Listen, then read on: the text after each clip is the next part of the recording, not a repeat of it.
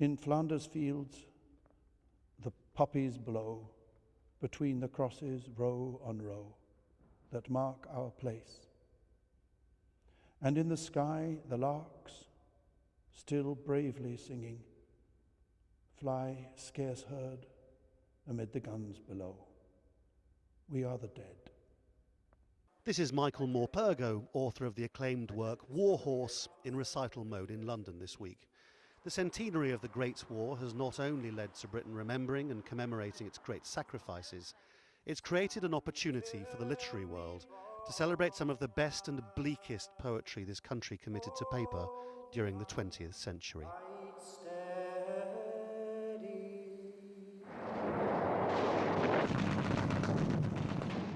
Do they matter, those dreams from the pit?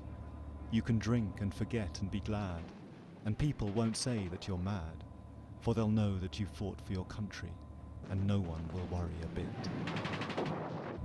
A verse from Does It Matter, written by one of the best known of all the war poets, Siegfried Sassoon. So much bitterness in 5 lines. Siegfried Sassoon was initially supportive of the war, but as the years went by, he became increasingly resentful, both at the horrors of the trenches, but also what he saw as the smug and aggressive attitude of the British establishments. Poetry, as it turned out, was the ideal mechanism with which to express all that anger. Sassoon was himself influenced by Thomas Hardy, whose own story captures how important poetry was at the time. Hardy was at heart a pacifist, yet as people are reminded now, he was approached by the government to write verse which would encourage patriotic fervour. What they were really aiming for, the audience they really were pitching towards, was the audience of neutral countries, and one particular neutral country, America. So Hardy writes a poem called An Appeal to America on behalf of the Belgian destitute.